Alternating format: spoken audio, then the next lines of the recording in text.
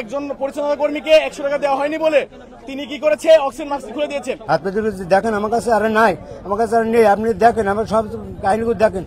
তারা যদি বকশিস না পায় তারা এখানকার যে ট্রলি সেবা দেওয়ার কথা যেটা পাওয়ার কথা ফ্রিতে, তারা সেবাটা দিয়ে থাকে না। খুলনা মেডিকেল কলেজ হাসপাতালে অক্সিজেন মাস্ক খুলে নেয়ার কয়েক মিনিটের মধ্যেই মৃত্যুর কোলে ঢলে পড়েন সাইফুল ইসলাম নামের এক রোগী। রোববার এই ঘটনার পর আজ দুপুরে দুর্নীতি দমন কমিশন খুলনা সমন্বিত জেলা কার্যালয়ের একটি টিম অভিযান চালায় হাসপাতালে। দুদক ও হাসপাতাল সূত্রে জানা যায়, রোগীর মৃত্যুর জন্য দায়ী ওয়ার্ডের আউটসোর্সিং ক্লিনার আব্দুল জব্বার রোগীর সিলিন্ডার সহ অক্সিজেন মাস্ক খুলে আরেক রোগীকে দেন। এর আধা ঘন্টার মধ্যেই সাইফুল মৃত্যুর কোলে ঢলে পড়েন। অভিযুক্ত ক্লিনারের বিরুদ্ধে আইনগত ব্যবস্থা নিতে হাসপাতাল কর্তৃপক্ষের হাতে তুলে দেওয়া হয়েছে। অপরদিকে বিভিন্ন রোগীকে বিভিন্ন হাসপাতাল ও ক্লিনিকে নিয়ে যাওয়ার অভিযোগে 2 জন নারী দালালকে আটক করা হয়েছে। তাদের বিরুদ্ধেও আইনগত ব্যবস্থা নিতে হাসপাতাল কর্তৃপক্ষের কাছে সুপর্দ করা হয়েছে। এদিকে মৃত্যুর বিচার ও অনিয়মের প্রতিবাদে বিক্ষুব্ধ ছাত্র জনতা হাসপাতাল চত্বরে মানববন্ধন ও বিক্ষোভ করেছে। মাত্র 100 টাকার বিনিময়ে যে তাকে একজন পরিচ্ছন্নতা কর্মীকে 100 টাকা দেওয়া হয়নি বলে তিনি কি করেছে অক্সিজেন মাস্ক খুলে দিয়েছেন। এটা কিন্তু একদিনের ঘটনা না, আপনারা জানেন এরকম অহরহ ঘটনা ঘটে। আজকে একজন ঘটনা ঘটেছে, আপনারা অবগত আছেন কিনা?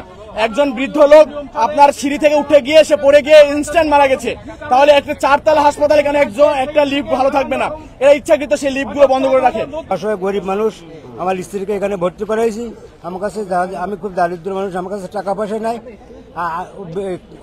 ওডিএর থেকে আমার স্ত্রী ওখানে নিয়ে আসার পরে আমার ওই ট্রলিতে করে আমার এই বেডে নিয়ে আসছে। আমার কাছে মাত্র 300 টাকা আছে, সেই টাকা ছাড়া নেই। আমি সেই 300 টাকা আমার কাছে টাকা দিতে যাচ্ছি, আমার কাছে জোর জালাম করতেছি। আমি তাকে হাত পেতে দেখেন আমার কাছে আর নাই, আমার কাছে আর নেই, আপনি দেখেন আমার সব কাহিনীগুলো দেখেন। সেটা আমার কাছে খুব ইয়ে করতেছে তারা।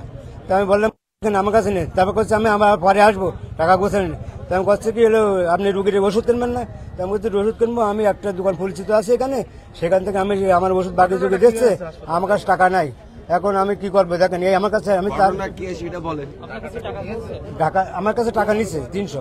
আমরা জানি যে আমাদের এই 250 বেডে কিংবা আমাদের খুলনা মেডিকেল কলেজে আজকে থেকে না, অনেক আগে থেকে এই ধরনের বিভিন্ন সিন্ডিকেট কাজ করে আসছে। তারা যদি বকশিস না পায় তারা এখানকার যে ট্রলি সেবা দেওয়ার কথা যেটা পাওয়ার কথা ফ্রিতে, তারা সেবাটা দিয়ে থাকে না।